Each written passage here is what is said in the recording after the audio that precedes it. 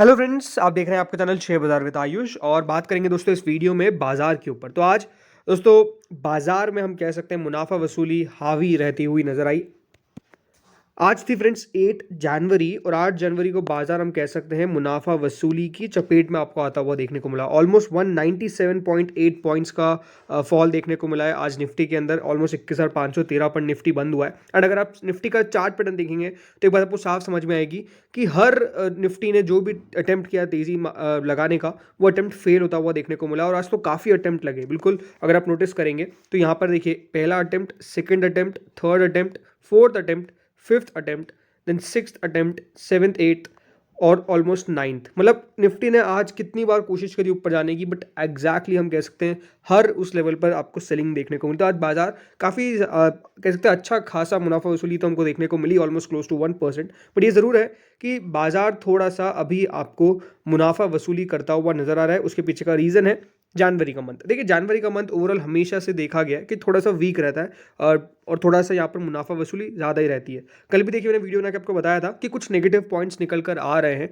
जिसका थोड़ा बहुत असर आपको बाजार पर देखने को मिल सकता है, जो आज एग्जैक्टली हमको देखने को मिला। लेकिन अगर यहाँ पर मैं बात करता हूँ वो बड़ा असर कौन सा था या फिर जो बड़ी खबर कौन सी थी जिसके कारण आपको आज गिरावट देखने को मिली है, तो वो तो हम बात करेंगे। लेकिन अगर आप बाकी सारे आप इंडाइसेस को आज देखेंगे, जो भी इंडेक्स थे, तो उसमें Nifty FMCG almost 1.72% down, Nifty bank 1.47% down, mid cap के अंदर गिरावट, आईटी के अंदर ऑलमोस्ट 1% गिरावट, एनर्जी के अंदर गिरावट आपको देखने को मिली। देन इसके बाद जो भी देखिए निफ्टी के इंडेक्सेस थे, वहाँ पर सब में आपको ऑलमोस्ट गिरावट देखने को मिली। एंड हर एक इंडेक्स ऑलमोस्ट आज आपको लाल निशान में ट्रेड करता हुआ देखने को मिल रहा है, आप खुद देख सकते हो। तो आज बाजार के अंदर गिरावट जो थी वो ऐसा नहीं था कि सिर्फ एक ही पॉइंट पे हो रही थी, ऑलमोस्ट सारे इंडेक्सेस पे आपको आज गिरावट देखने को मिली। तो बाजार में एक अच्छा खासा फॉल हमको देखने को मिला आज, इसमें कोई दोहराए नहीं है। लेकिन अब इंपॉर्टेंट क्वेश्चन ये निकल के आता है कि बाजार गिरा तो गिरा क्यों? तो गिरावट के पीछे की वजह क्या है? गिरावट की दोस्तों जो मेजर वजह मानी जा रही है वो यही है, the retail exuberance faded after strong US jobs reported. और ऑलमोस्ट देखिए जो रैली देखने को मिली है 10 ईयर ट्रेजरी यील्ड्स के अंदर, उसका एक बड़ा असर पड़ता हुआ देखने को मिला है। एंड इसके कारण दोस्तों जो गिरावट है वो देखने को मिली है। ऐसा एंटिसिपेट किया जा रहा है कि जो 10 ईयर ट्रेजरी यील्ड्स के अंदर आपको बढ़त देखने को मिली। एंड डेफिनेटली जो यूएस का जॉब डेटा निकल कर आया वो थोड़ा सा बाजार को पसंद नहीं आया है। लेकिन अभी भी मार्केट के एक्सपर्ट्स तो यही मान के चल रहे हैं कि 22,000 का जो मार्क है वो अभी भी देखने को मिल सकता है बहुत ही जल्द, और अभी भी स्ट्रेंथ जो है वो डेफिनेटली देखने को मिल रही है। यही मानना है कि अगर एक बार 21,750 का बैरियर निफ्टी क्रॉस करेगा तो फिर 22,000 के टुवर्ड्स निफ्टी जाता हुआ देखने को मिलेगा। ये बेसिकली बात बताई जा रही है बाय द एक्सपर्ट्स। लेकिन अगेन बहुत सारे ऐसे रीजन्स होते हैं दोस्तों जिसके कारण बाजार गिरता है, और जिनको नहीं पता है तो कल भी मैंने बताया था कि गिरावट का मेजर कारण यही है कि वापस से बात हो रही है कि यहाँ पर रेट हाइक हो सकती है। और ये दोस्तों किसने कहा है? फेड लोगन ने। तो साफ साफ है कि should not rule out another rate hike, उनके द्वारा ये साफ कहा गया है कि जब पूरा मार्केट ये मान के चलता है कि रेट हाइक नहीं होने वाली है, तो उसमें कोई एक फेड प्रेसिडेंट अगर ऐसा कह देता है कि यहाँ पर कोई रेट कट अभी भी पॉसिबिलिटी नहीं है और रेट और बढ़ सकती है, तब तो दोस्तों यहाँ पर बाजार उसको ज़रूर थोड़ा सा नेगेटिव ही लेगा। तो यही निकल के आया, जो federal reserve bank of Dallas president है लॉरी लोगन, उनके द्वारा साफ साफ कहा गया कि जो यूएस सेंट्रल बैंक है हो सकता है कि उसको और भी रेट हाइक करना पड़ा to keep a recent decline in the long term bond yields from rekindling inflation.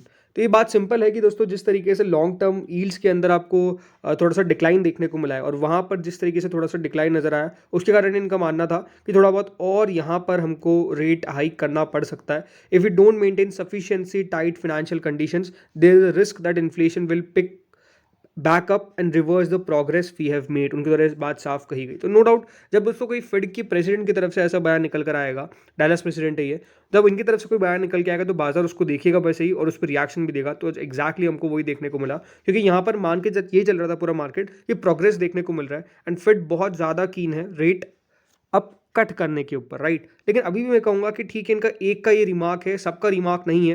तो ऐसा नहीं होता है कि सिर्फ जो एक रिमार्क दे दे उससे हो जाता है। बट अगेन ये है कि हाँ, क्योंकि इनकी तरफ से बयान दिया गया तो ये आपको बताना बहुत इंपॉर्टेंट था।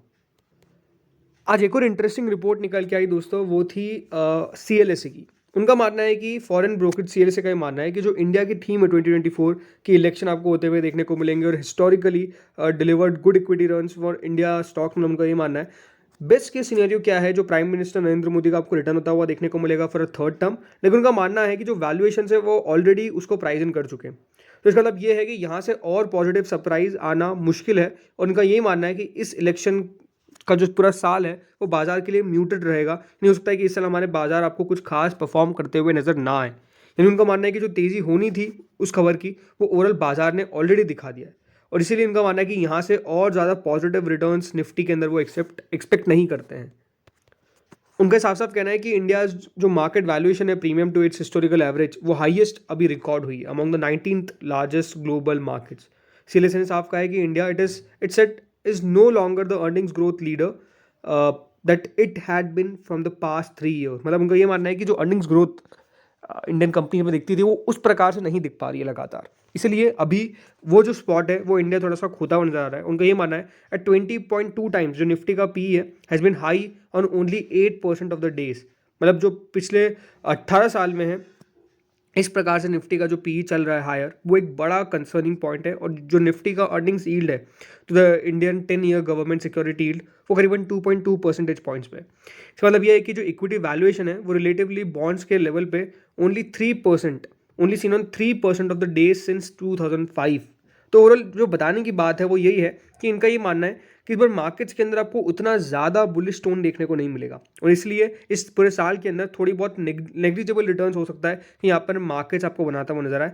ये सीएलएसए का मानना है। तो सीएलएसए थोड़ा सा अभी आपको बाजार के ऊपर बियरिश नहीं कहूँगा बट न्यूट्रल अपना स्टैंड लगाता हुआ नजर आ रहा है, क्योंकि उनका मानना है कि ओवरऑल बाजार ने जो इतनी तेज़ी दिखानी थी वो 2023 के अंदर दिखा दी, और 2024 में निफ्टी के अंदर आपको बहुत बड़ा बुल रन देखने को नहीं मिलेगा। इस प्रकार का उनका एक्सपेक्टेशन है। और उनका ये भी मानना है कि अब जो आपको ज़्यादातर पैसा आता हुआ नज़र आएगा एफ का from non India dedicated funds which should support mega caps, यानी ओवरऑल जो बेट भी लगा रहे हैं वही, तो वो लार्ज कैप्स पे लगा रहे हैं ना कि स्मॉल या फिर मिड कैप्स। इनका ये मानना है कि ज़्यादातर अब अर्निंग्स में आपको या फिर जो तेज़ी देखने को मिलेगी, फिर जो पैसा आता हुआ नजर आएगा वो कहाँ पर आने वाला है, लार्ज कैप्स के अंदर आता हुआ नजर आएगा, ना कि स्मॉल कैप और मिड कैप। तो ये हम कह सकते हैं कि बिल्कुल थोड़ा सा नेगेटिव सा इनकी रिपोर्ट लगती है, क्योंकि बाजार में सब तेज़ी चाहिए, बट तेज़ी के ऊपर इनके जो कमेंट्स आ रहे हैं वो अभी ऐसे नहीं दिख रहे हैं, और वो ज़्यादातर आपको न्यूट्रल साइड पे या फिर हम कह सकते हैं कि ओवरऑल म्यूटेड साइड पर नज़र आते हैं, जब वो कह रहे हैं कि इनका मानना है कि अब ज़्यादा तेज़ी बाजार में नज़र नहीं आने वाली है। आज बाजार दोस्तों सही में थोड़ा सा ज़्यादा ही आज करेक्ट होता हुआ देखने को मिला, स्पेशली अगर निफ्टी बैंक की बात करें तो स्पेशली निफ्टी बैंक अगर आप नोटिस करेंगे तो आज 1.47% डाउन था। जी हाँ, और निफ्टी बैंक के अंदर भी सेम था, कोई यहाँ पर आपको रिकवरी के साइन देखने को नहीं मिले, ना ही कोई खास रिकवरी अटेम्प्ट यहाँ पर हुई, बल्कि जो आज निफ्टी बैंक का लो है वो है 47,387 का, और 47,450 पे दोस्तों निफ्टी बैंक आपको आज बंद होता हुआ नजर आ रहा है। तो इसका मतलब ये है कि निफ्टी बैंक बिल्कुल अपने दिन के लोज के करीब जाकर बंद हुआ है। तो बाजार में थोड़ा सा अभी आपको बियरिश ट्रेड देखने को मिल रहा है। एक बात आपको समझनी पड़ेगी दोस्तों, इस हफ्ते से अर्निंग्स आपको आती हुई नजर आएगी, राइट, कंपनीज की अर्निंग्स आने वाली है। तो अर्निंग्स में ये पता चलने वाला है कि हाँ कंपनीज की ग्रोथ किस प्रकार की, एंड अगर ग्रोथ नहीं होगी तो डेफिनेटली गिरावट है। एंड अब मेजरली दोस्तों बाजार में आपको समझना है कि अर्निंग्स अगर आएगी तो बिल्कुल बाजार उस पर रिएक्शन देगा, बट अर्निंग्स नहीं आएगी अच्छी तो बाजार उस पर भी रिएक्शन देगा, राइट। तो मार्केट्स के लिए बहुत इंपॉर्टेंट है कि एक अच्छी अर्निंग्स पेश करे स्टॉक कंपनीज के लिए। अगर कंपनी अच्छी अर्निंग्स नहीं पेश करेगी तो वो नो डाउट देखिए रिफ्लेक्शन आपको देखने को मिलेगा मार्केट्स के ऊपर। तो बिल्कुल इस हफ्ते लार्जली मेरे हिसाब से थोड़ा सा जब भी अगर आप ट्रेड भी करें तो उसको थोड़ा सा कॉशियसली ट्रेड करें। रीज़न सिंपल है कि मार्केट्स के अंदर दोस्तों आपको उतार चढ़ाव ज़्यादा देखने को मिल सकते हैं। इस प्रकार की पूरी एक्सपेक्टेशंस हर अब लगा के चल रहे हैं सब लोग। तो फ्रेंड्स इस वीडियो में इतना ही था, बाकी होपफुली आपको वीडियो बढ़िया लगा होगा। आज यही देखना है कि हाँ रात में अमेरिकन मार्केट्स किस तरीके से ट्रेड करते हैं, कि वहाँ पर एक और वीक सेशन हमको देखने को मिलेगा। लेट्स सी होता क्या है। तो फ्रेंड्स इस वीडियो में इतना ही था, होपफुली आपको वीडियो अच्छा लगा होगा, समझ में आया होगा। अगर अच्छा लगा तो लाइक